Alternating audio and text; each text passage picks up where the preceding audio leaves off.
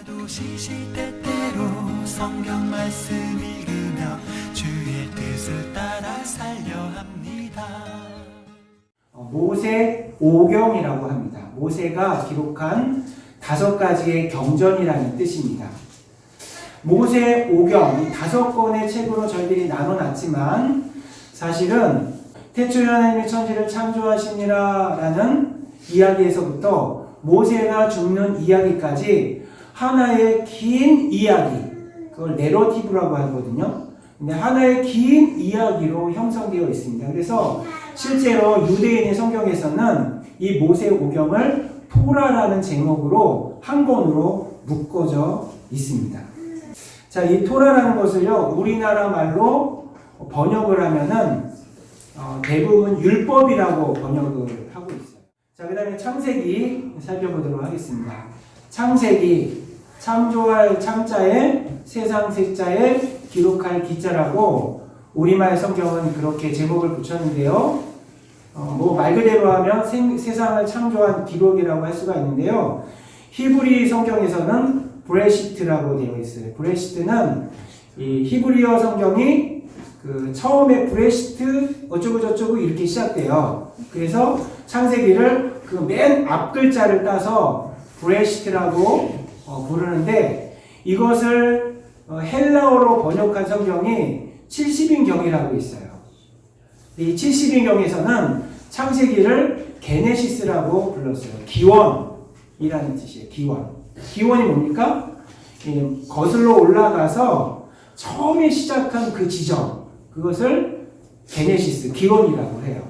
근데 이 헬라어 성경을 다시 번역한 라틴어 성경과 영어 성경에서는 게네시스 그 발음 그대로 따서 제네시스라고 해요. 그래서 창세기는 뭔가 이 기원을 다루는 책이라고 할 수가 있겠죠. 그래서 거기에 보면은 이 세상의 기원, 또 우주의 기원, 인간의 기원, 또 죄의 기원, 이런 기원에 대한 궁금증을 해결할 수 있는 이야기들이 많이 기록되어 있는 것을 보게 됩니다. 근데 사실요, 조금 생각이 있는 분들은 이 온 우주가 어떻게 시작되었을까? 또 우리 인간이 어떻게 시작되었을까? 죄는 어떻게 시작되었고, 또 어떤 그런 기원을 찾아가는 그런 작업들을 조금 생각 있는 분들은 해 나가셔요. 이 현대사회에서도 그래서 이 기원에 대한 접근들을 과학으로 풀어내는 작업들을 했죠.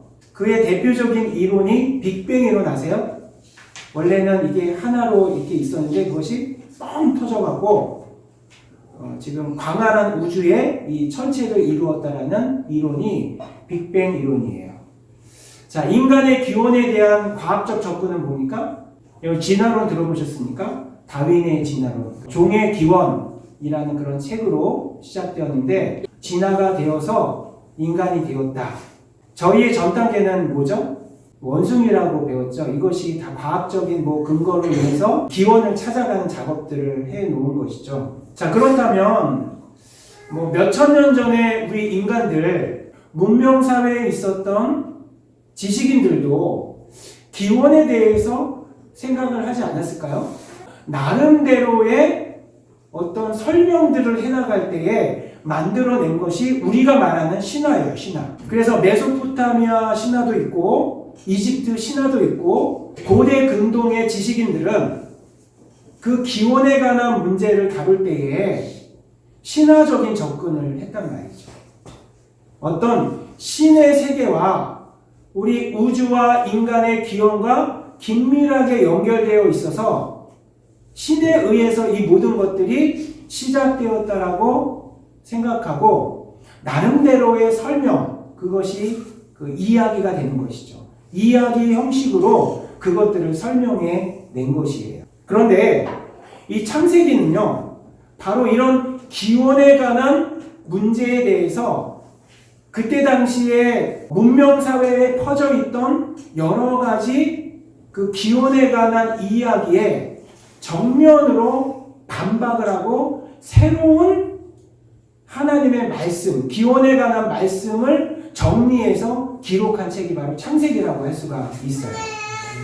하나님께서는 모세라는 사람을 통하여서 계시를 하시고 완전히 새로운 기원에 관한 책을 주셨다는 거예요. 그 책이 바로 게네시스, 창세기라는 거예요. 자, 근데 이 창세기는요, 원래 몇 장 몇 절이라는 장절이 있잖아요.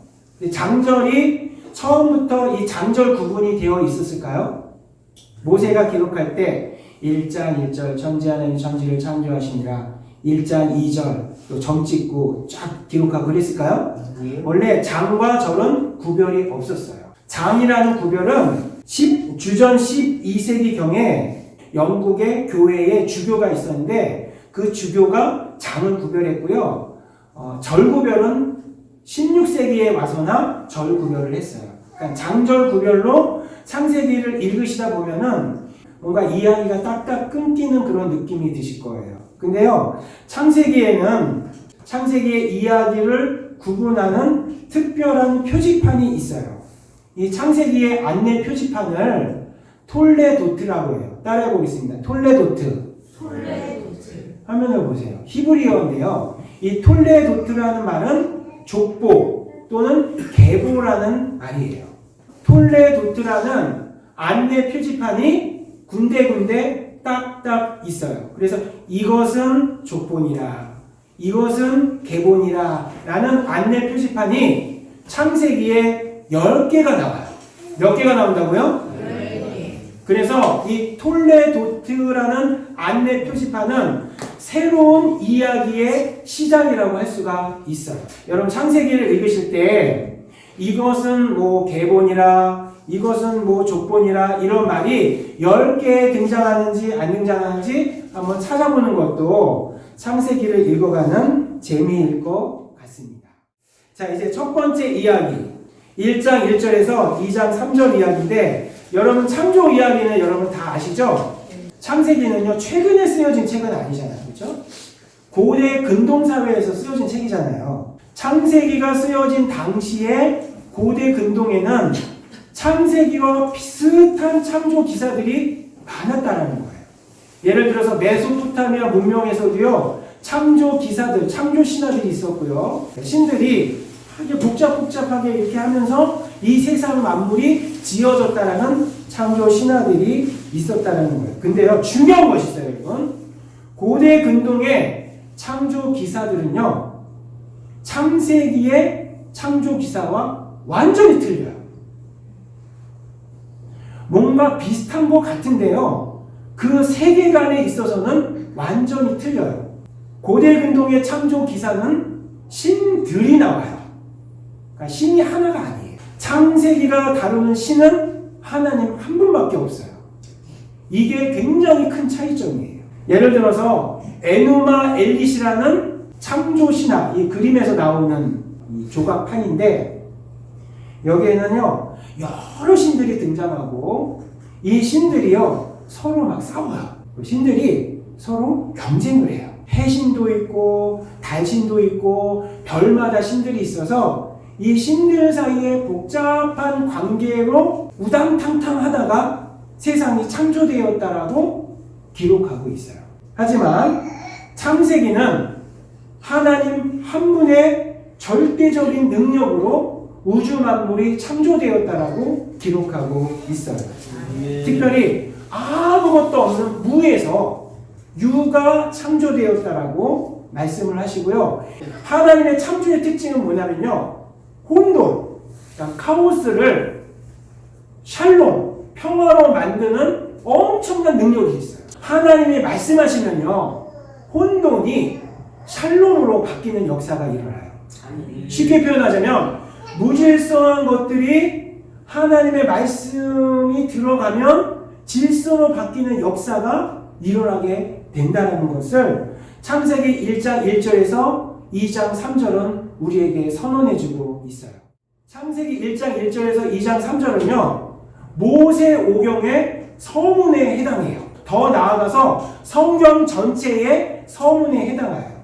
그래서 하나님의 말씀은 무질서를 질서로 만든다라는 이 메시지가 모세오경의 주제이자 성경 전체의 주제예요. 그래서 하나님은 지금도 무질서를 질서로 만들어 나가시는 창조의 역사를 지금도 하고 계시다. 사실 고대 근동의 신화들은요, 거기에 등장하는 신들은요, 대부분 인간 세상에 관심이 없어요. 신들은 자기네들끼리 싸우고요, 신들은 자기네들끼리 경쟁해요.